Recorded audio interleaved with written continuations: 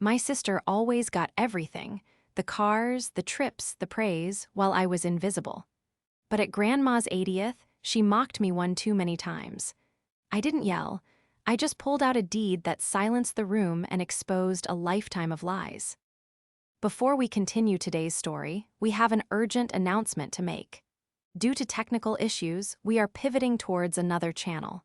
Please subscribe to our new channel, Inherited Revenge. You can find the link in the video description, the pinned comment, and the collaboration tag on this video. Make sure to switch over now so you don't miss out. Thank you for your support. Now back to the story. The migraine started somewhere over the Atlantic, a dull, rhythmic thumping behind my left eye that synced perfectly with the turbulence shaking the cabin of the 777. By the time the landing gear deployed over the gray, sprawling grid of the city I used to call home, the thumping had evolved into a sharp, blinding spike of pain. I pressed my forehead against the cool plastic of the airplane window, trying to ground myself. It wasn't just the 12-hour flight from Zurich or the exhaustion of closing the biggest merger of my career that had me feeling like I was vibrating out of my skin. It was the destination. Going home wasn't a comfort, it was a regression. It was stepping into a time machine that stripped away the woman I had become, Sarah, the senior fintech architect, the woman who commanded boardrooms in London and managed portfolios in Singapore, and forced me back into the ill-fitting skin of poor Sarah. Sarah, the invisible one. Sarah, the disappointment. I adjusted the collar of my coat, a nondescript beige trench I wore specifically for these visits. Beneath it, I wore a simple gray sweater and jeans from a chain store. My luggage was a battered duffel bag I'd kept since college, purposefully chosen over my usual Rimowa carry-on. I had to play the part. It was easier that way. If they thought I was struggling, they asked for less. If they thought I was barely scraping by, I could fade into the background while the spotlight remained firmly fixed where it always had been, on Amelia. My phone buzzed in my hand as the plane taxied to the gate. A text from my mother, Susan. "Dad is picking up Amelia from the airport. She has too many bags. Can you take an Uber? We'll pay you back later." I stared at the screen, the blue light stinging my tired eyes. I didn't reply. I just let out a breath that shuddered in my chest. "We'll pay you back later." A phrase I had heard 1,000 times, a promise that held about as much weight as a soap bubble. They wouldn't pay me back. They never did. And frankly, I didn't need the $40. I could buy the rideshare company if I really wanted to diversify my assets. But it wasn't about the money. It was never about the money. It was about the hierarchy. Amelia, perfectly healthy and capable, required a chauffeured escort by our father because her luggage, filled, no doubt, with outfits for her Instagram stories, was too heavy. I, who had just flown in from an international business trip that would secure my retirement before 30, was an afterthought, an inconvenience. I navigated through the terminal, the noise of the crowds washing over me. I ordered the Uber, opting for the basic option to keep up appearances, and waited by the curb. The exhaust fumes mingled with the cold autumn air, smelling like nostalgia and resentment. When the car finally pulled up to my childhood home, a 2-story colonial that looked slightly shabbier than I remembered, the driveway was already full. My father's sedan was there, parked crookedly as if abandoned in a rush. And right in the center, gleaming under the porch light like a crown jewel, was a brand-new white convertible. Amelia's new car. I stood there on the pavement for a moment, the duffel bag heavy on my shoulder, looking at that car. I knew, with a sinking certainty in my gut, exactly how that car had been paid for. I knew whose retirement fund had been drained, whose credit cards were maxed out, and whose future was being leveraged to keep up the appearance of Amelia's perfect life. My stomach turned. I wasn't just walking into a birthday party for Grandma. I was walking into a financial crime scene, and I was the only one who knew how to read the evidence. I walked up the path, the concrete cracked and uneven beneath my boots. I reached for the door handle, my hand trembling slightly, not from the cold, but from the sheer, overwhelming weight of the mask I was about to put on. I took a deep breath, pushing down the successful architect and pulling up the struggling daughter. I opened the door. The betrayal hit me the moment I stepped across the threshold, sharper and colder than the wind outside. It wasn't a shout or a slap, it was the silence. The laughter from the kitchen died instantly as the door clicked shut. "Oh," my mother's voice floated out, tight and high-pitched, "Sarah's here." Not "Sarah's home," not "it's so good to see you." Just a statement of fact, tinged with mild annoyance. The betrayal wasn't that they didn't love me. It was that they didn't even see me enough to dislike me. I was just a background character in the Amelia show, and I had missed my cue. I dropped my duffel bag in the hallway. It landed with a soft thump on the hardwood floor, a sound that seemed aggressively loud in the sudden quiet of the house. "Hello," I called out, my voice cracking slightly. I hated how small I sounded in this house. Everywhere else in the world, my voice carried authority. Here, it sounded like a plea. My mother, Susan, appeared from the kitchen.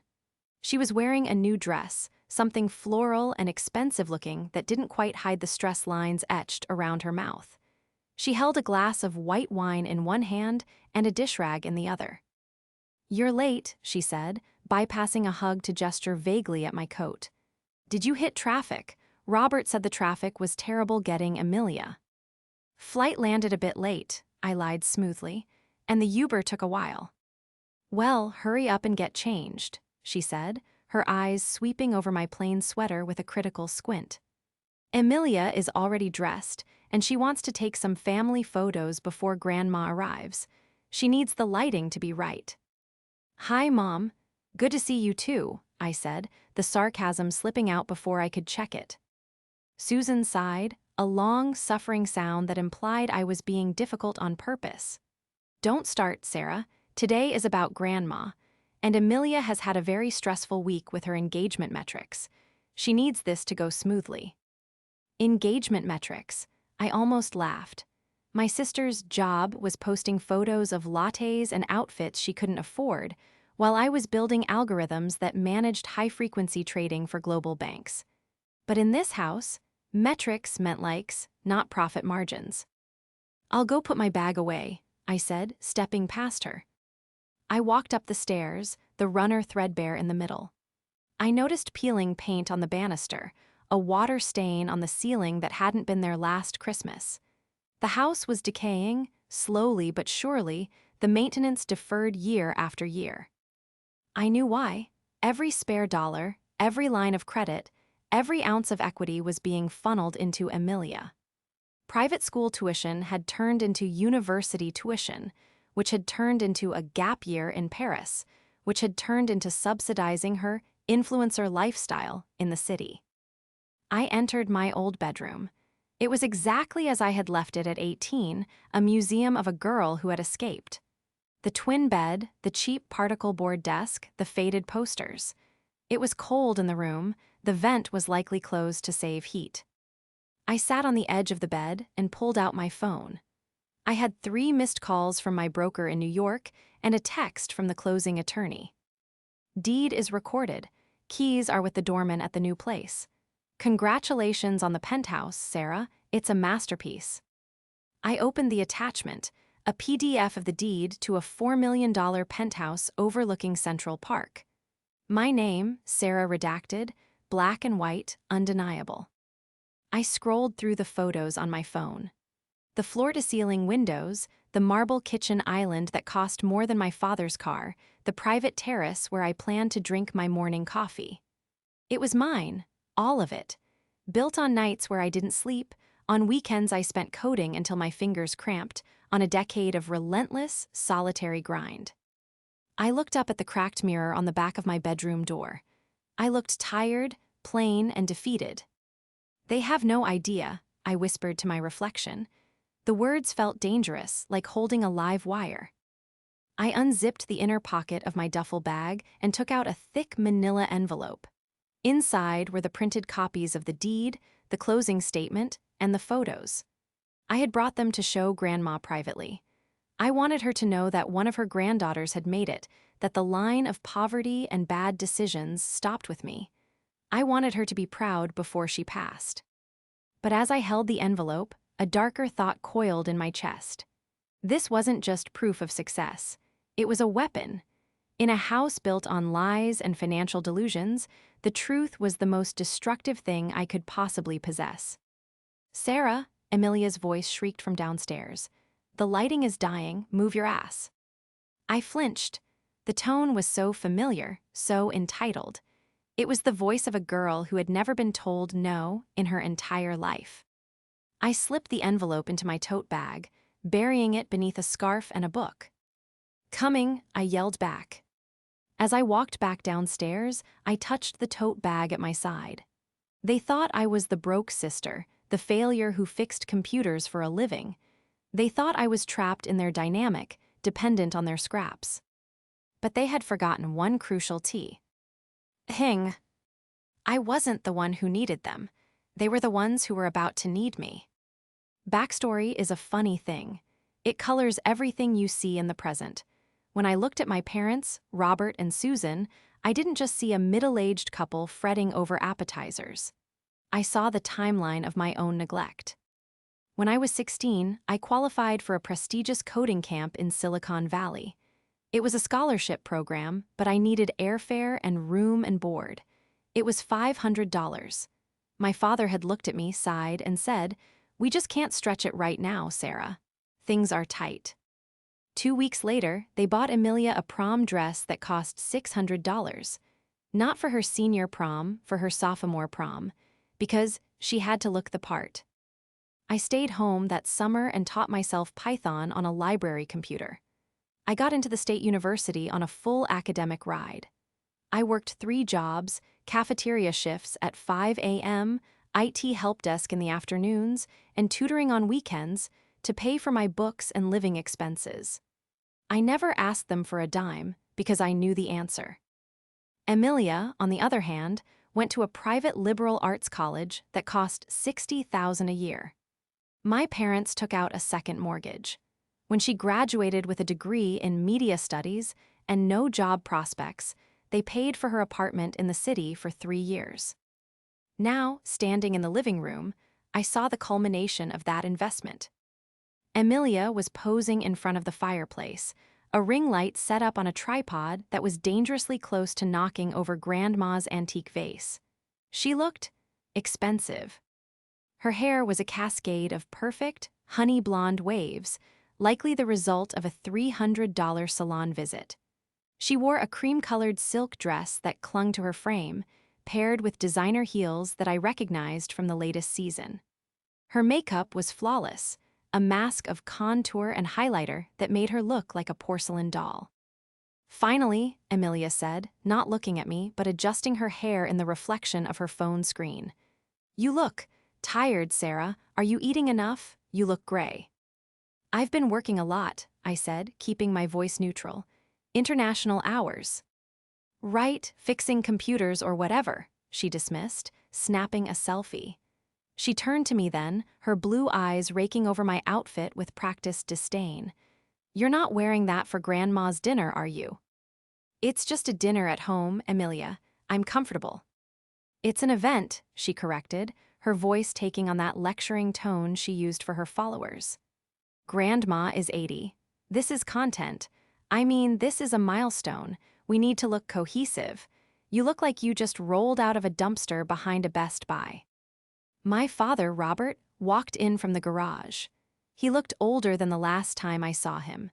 His hair was thinning, and he had a permanent stoop to his shoulders, the posture of a man carrying a weight he couldn't put down.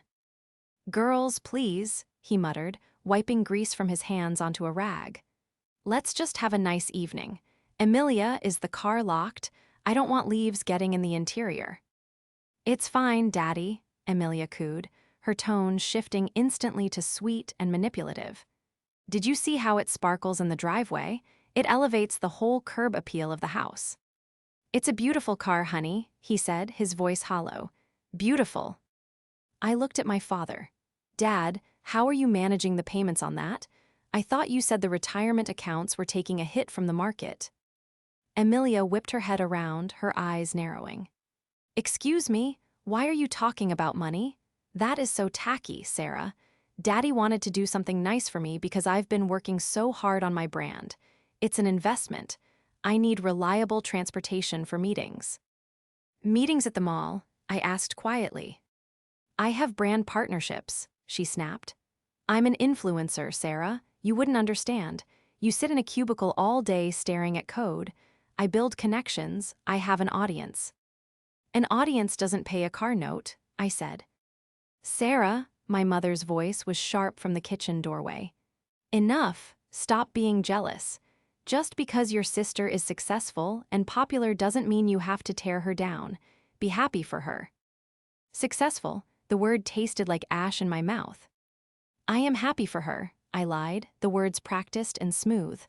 I'm just worried about you guys. We are fine, my father said, though he wouldn't meet my eyes. He looked at the floor, shifting his weight. We're handling it. Emilia smirked, a small, cruel curving of her lips. She walked over to me, her heels clicking on the floor, and reached out to pick a piece of lint off my sweater. Don't worry about us, Sarah, she said, her voice dropping to a theatrical whisper. We know things are hard for you. Mom told me you're still renting that studio apartment. It must be so cramped. If you need me to send you some of my PR packages, like old makeup or clothes that don't fit me, I can. I hate throwing things away, and you look like you could use the help. She patted my shoulder, a gesture that was patronizing enough to make my teeth ache. I'm fine, Emilia, I said, stepping back. I don't need your hand-me-downs. Suit yourself, she shrugged, turning back to her ring light. Just try not to stand directly behind me in the photos. You'll throw off the aesthetic. The doorbell rang. That's Grandma, Susan shouted. Everyone places, smiles. Sarah, try to look alive. I took a deep breath, clutching my tote bag tighter. The antagonist in my life wasn't a villain in a cape. She was a 25-year-old in silk who believed the world owed her a living. And my parents were the bankers who kept cashing the checks. They thought I was the tragedy of the family. I felt the heavy envelope against my hip. Tonight, they were going to learn that tragedies come in two forms, the ones you suffer and the ones you create for yourself. And they had been building theirs, brick by brick, for 20 years. Grandma arrived in a flurry of cold air and perfume, looking frail but sharp-eyed in her Sunday best. The dynamic in the house shifted instantly. It was no longer just a family gathering. It was a theater production, and the curtain had just gone up. Happy birthday, Ma, my father, Robert, boomed, his voice too loud, too cheerful. He rushed to take her coat, playing the role of the devoted son perfectly, masking the fact that he looked like he hadn't slept in a week. Emilia was right behind him, practically pirouetting into the hallway. Graham, she squealed, using a nickname she hadn't used since she was 6 because she knew it tested well with her demographic. She threw her arms around Grandma, careful not to crush her own silk dress. You look stunning. Oh my God, let me get a boomerang of us hugging. Smile. Grandma blinked, disoriented by the phone thrust in her face. Hello, dear. Is that videoing me? It's for the Graham, Emilia laughed, checking the screen. Look at us, 3 generations of beauty. I stood back near the staircase, watching. I saw the way my mother, Susan, nervously smoothed her dress, eyeing Grandma's purse like she was trying to calculate the weight of the checkbook inside. I saw the way my father's smile didn't reach his eyes. And I saw Emilia, glowing, consuming all the oxygen in the room. Hi, Grandma, I said softly when the flurry died down. Grandma peered around Emilia's voluminous hair. Sarah, is that you? Come here, child, you look thin. I'm fine, Grandma, I said, stepping forward to give her a gentle hug. She smelled like lavender and old paper. It was the only scent in the house that felt real. She works too hard, Ma, my mother interjected quickly, steering Grandma toward the living room. Always in front of those computer screens, it's not healthy. Unlike Emilia, who is out and about meeting people, networking. Networking, Grandma repeated, settling into the armchair my father held out for her. Is that what they call it now? It's a career, Grandma, Emilia corrected, sitting on the arm of the chair and draping herself elegantly. I have influence. People trust my taste. We moved to the living room for the gift exchange before dinner. This was Emilia's favorite part. It wasn't about generosity, it was about the display. Me first, Emilia chirped. She produced a small, rectangular box wrapped in gold paper. I saw this and I just knew it was you. Grandma opened it with shaking hands. It was a silk scarf, emblazoned with a massive, gaudy designer logo. I recognized the brand. It cost $400. Oh, Grandma said, touching the slippery fabric. It's very bright. It's Italian silk, Grandma, Emilia said, beaming. It's the same one that famous actress wore last week. I thought you could wear it to church. Show the ladies you're still hip. Thank you, dear, Grandma said politely, placing it back in the box. I watched my father wince. I knew why. He had probably put that scarf on his credit card yesterday. Emilia didn't have $400. Emilia didn't have $40. My turn, I said quietly. I handed Grandma a square package wrapped in simple brown paper. Emilia scoffed audibly. Brown paper? Did you run out of wrapping paper, Sarah? It's craft paper, Emilia, I said calmly. Grandma tore it open. Inside was a leather-bound photo album. I spent the last few months digitizing all of Grandpa's old slides, I explained, my voice steady. I restored the color, fixed the scratches, and had them printed in a lay-flat book. There are pictures in there from your honeymoon that you haven't seen in 50 years. Grandma opened the book. The room went silent. She turned the page, her hand trembling. There, in high definition, was my late grandfather, young and laughing, standing on a pier in 1965. Oh, Grandam. A whispered, a tear traced a path through the powder on her cheek. Oh, my word, look at him, he looks so real. It's beautiful, Sarah, my father said, his voice thick with genuine emotion for the first time that night. It's cute, Emilia interrupted, her voice shrill. She couldn't stand the silence not being about her. Very DIY, very crafty. It's nice that you have so much free time to scan pictures, Sarah. Some of us are just so busy with work. It took time, I said, looking directly at her. But some things are worth investing in. Well, let's eat. Susan clapped her hands, desperate to break the tension. I made a roast. I stood up, grabbing my tote bag. I felt the envelope inside, the sharp corner of the folder pressing against my hip. The investigation phase was over. I had seen enough. I saw the fear in my parents' eyes, the narcissism in my sister's soul, and the absolute lack of respect they had for me. It was time to stop being the observer. The dining room was set with the good china plates that had chips in the rims and silver that needed polishing. The roast was dry, the wine was cheap, but the conversation was rich with delusion. For the first 20 minutes, I said nothing. I cut my meat, took small sips of water, and let them talk. So, Robert said, trying to sound casual as he poured more wine into Grandma's glass. Emilia was telling us about a potential partnership with a travel agency, a trip to Cabo. Yes, Emilia lit up, waving her fork.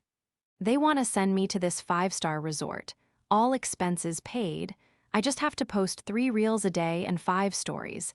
It's practically work, but the exposure would be insane. I could finally hit 50,000 followers. That sounds wonderful, dear, Grandma said. Does it pay? Emilia laughed, a tinkling, condescending sound. Grandma, money isn't everything. It's about building the brand.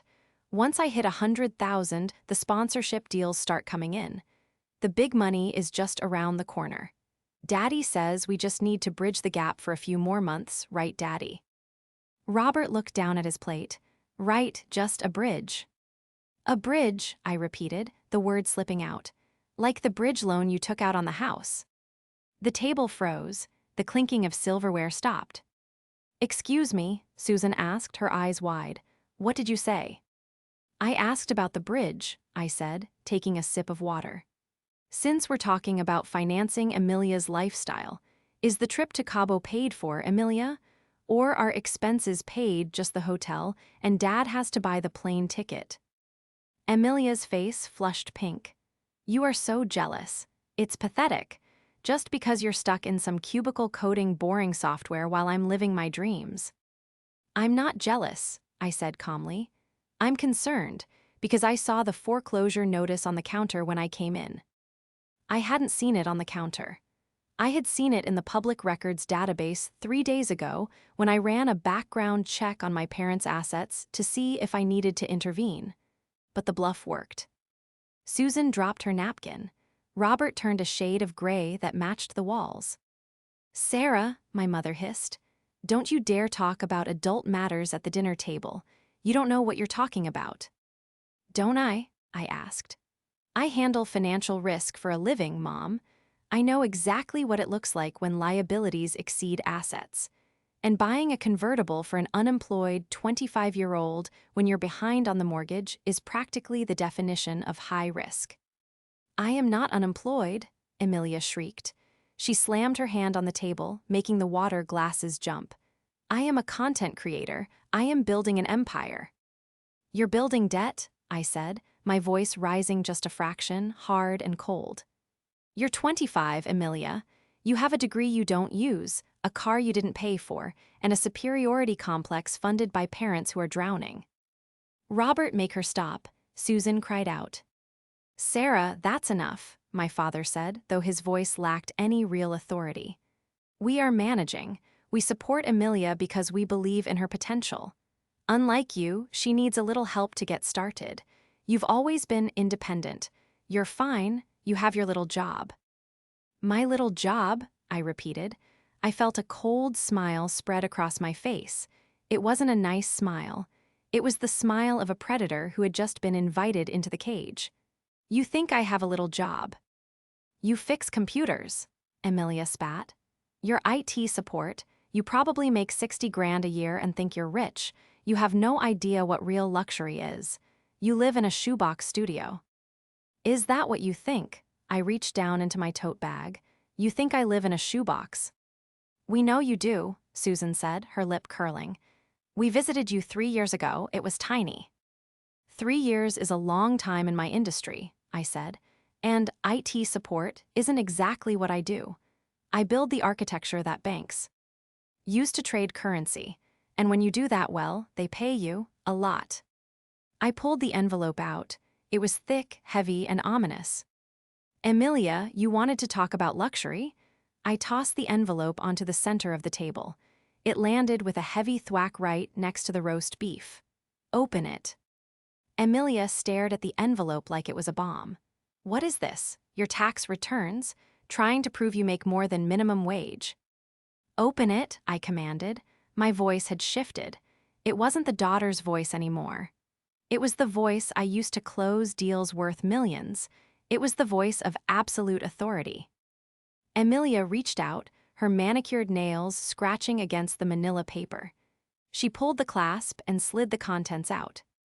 The first thing that slid out was the photo, an 8x10 glossy print of the view from my living room. Central Park, spread out like a green carpet, framed by the unmistakable skyline of Billionaires Row. What is this? Emilia frowned. Did you print a picture from Google? Keep looking, I said. She pulled out the next sheet, the closing disclosure. Buyer, Sarah last name, she read aloud, her voice wavering. Property address, 111 West 57th Street, Unit PH, she stopped. She looked at the numbers. Purchase price, she whispered. Her eyes went wide. She looked up at me, then back at the paper. 4 million. 4.2, I corrected gently. I got a deal because I paid cash. My father dropped his fork. It hit the china plate with a chaotic clatter that echoed in the silence. Cash, he choked out. Sarah, you cash. I've been saving for 7 years, Dad, I said, leaning back in my chair. I invested. I built my own portfolio. I didn't take vacations. I didn't buy cars. I didn't ask you for a dime. And last week I bought my dream home, a penthouse, in the city. Emilia stood up slowly, the papers crinkling in her grip. Her face was turning a blotchy red. "You're lying," she whispered. "You're lying, you can't afford this. You're just Sarah, you're boring Sarah." "I'm wealthy Sarah," I corrected. "And that boring job pays me a base salary of $400,000 a year, plus bonuses. My bonuses alone are more than that convertible outside." "You BTCH," Amelia screamed. The sound was primal ugly. She threw the papers at me. They fluttered down like confetti. "You selfish, lying BTCH, you had this money the whole time, you let Mom and Dad struggle, you let me drive that old Honda for years before I got the convertible, you could have bought me a car, you could have paid off the house." "Why would I asked, not flinching as a piece of paper hit my face. "You told me I was the disappointment. You told me I was fixing computers. You told me to enjoy my little life. So I did." "We are family," Susan wailed, standing up now, tears streaming down her face, not tears of joy, but tears of missed opportunity. "Sarah, how could you hide this? We are drowning in debt. Your father is taking blood pressure medication because of the stress. We owe the bank, we owe the credit cards." "And whose fault is that?" I asked, slamming my hand on the table. I stood up, matching their energy. "Is it my fault? Or is it because you decided to fund a celebrity lifestyle for a daughter who has never worked a day in her life?" I pointed at Amelia. "You are 25, you are not a child, you are a leech. And you," I pointed at my parents, "you let her feed on you until there was nothing left. And you wanted me to be the backup plan. You thought, oh, Sarah is used to nothing, she'll take care of us when we're old." "You have $4 million, Amelia screeched, grabbing her steak knife and pointing it vaguely in my direction, not as a threat, but as an extension of her rage. "You have to help us, it's your duty. Give Dad the money to pay off the house. Right now." "No," I said. The word hung in the air, absolute and final. "What do you mean no?" Robert asked, his voice trembling. "Sarah, please, the interest rates, the balloon payment is due next month. If we don't pay, we lose the house." "I bought a penthouse," I said coldly. "I didn't buy a rescue mission for people who treat me like garbage." "You ungrateful little," Susan started, moving toward me. "Stop." The voice didn't come from me. It came from the head of the table. We all froze. We had forgotten Grandma was there. She was sitting perfectly still, her hands folded over the photo album I had given her. Her face was unreadable, hard as stone. "Claire," Grandma said, looking at my aunt, who had been silent the entire meal, sipping her wine and watching the chaos with sharp, observant eyes. "Tell them." Aunt Claire set her wine glass down. The sound was delicate, precise. She looked at Robert, then at Susan. "Tell them what, Ma?" Claire asked, though she knew. "Tell them about the loan," Grandma said. Her voice was ice. Robert turned pale, ghost white. "Ma, don't, please." "Rob." Aunt Claire said, her voice cutting through the room like a scalpel. "You told Sarah you were drowning in debt to the bank, but that's not the whole truth, is it?" She turned to me. "Sarah," Aunt Claire said, "your parents didn't just mortgage the house. 3 years ago, they forged your grandmother's signature to access her retirement savings. They drained her account to pay for Amelia's apartment in the city. They owe the bank, yes, but they owe your grandmother nearly $200,000, and they haven't paid back a cent." The silence that followed wasn't just quiet. It was the sound of a family shattering into a million irreparable pieces. The room didn't just spin, it tilted on its axis. I looked at my father, the man who had always preached about honest work while dismissing mine. He was slumped in his chair, head in his hands, unable to look at his own mother. "You stole from her?" I whispered. The horror of it was a physical weight in my chest. Grandma lived on a fixed income. She lived simply. "You stole from Grandma to pay for this?" I gestured at Amelia, who was frozen, her mouth slightly open, the steak knife still clutched in her hand like a ridiculous prop. "We didn't steal," Susan cried out, her voice shrill with panic. "It was a loan. We were going to pay it back. As soon as Amelia's career took off, we were going to pay it back with interest. We did it for the family." "For the family?" Grandma's voice was quiet, but it carried more power than Amelia's screaming ever could. She stood up slowly, leaning on the table for support. She looked small, but her eyes were blazing. "You did it for her." She pointed a trembling finger at Amelia. "You did it for a fantasy. You robbed me to buy clothes and trips for a grown woman who plays pretend." "Grandma, don't say that." Amelia stepped forward, tears welling up, real tears this time, tears of a child realizing the candy store is burning down. "I'm going to make it. I'm going to be famous. I just need a little more time." "You have had 7 years, Amelia," Grandma snapped. "Sarah had nothing. Sarah had no help, and Sarah built a life. You have consumed everything everyone gave you and you are still hungry." Grandma turned to Robert. "I knew the money was gone, Robert. I saw the statements. I didn't say anything because I didn't want to send my own son to jail for fraud. I thought you were desperate. I thought you were in trouble." She looked at the diamond bracelet on Amelia's wrist, the designer shoes, the new car in the driveway. "But you weren't in trouble. You were just vain." "Ma, please," Robert sobbed. "I'm sorry. I just wanted them to have the best." "No," I said, stepping forward. "You wanted Amelia to have the best. You didn't care if I starved." "Sarah, help us," Susan pleaded, grabbing my arm. Her grip was desperate, her nails digging into my sweater. "Please, you have the money, you can fix this. Write a check to Grandma, pay off the house. We can start over. We'll be better, we promise." I looked down at my mother's hand. I looked at Amelia, who was watching me with a mix of hatred and desperate hope. This was the trap, not the one I had set for them, but the one they had set for me since birth. The expectation that I would always be the safety net, the fixer, the one who sacrificed so they could shine. I gently, but firmly, peeled my mother's fingers off my arm. "No," I said. "Sarah," Amelia screamed. "You can't do this. You're rich, you have to share, it's not fair." "Fair," I laughed, a short, sharp sound. "Fair would have been paying for my college like you paid for hers. Fair would have been not stealing from Grandma. Fair would be you getting a job." I walked over to Grandma. "Grandma, pack your things. You're not staying here tonight." "Where am I going?" she asked, looking at me with trust. "You're coming to New York with me," I said. "I have a guest suite. It has a view of the park. And tomorrow, I'm hiring a forensic accountant and a lawyer to look at your finances. If they can recover anything, we will. If not, I will take care of you for the rest of your life." "You can't take her." Robert stood up, panic rising.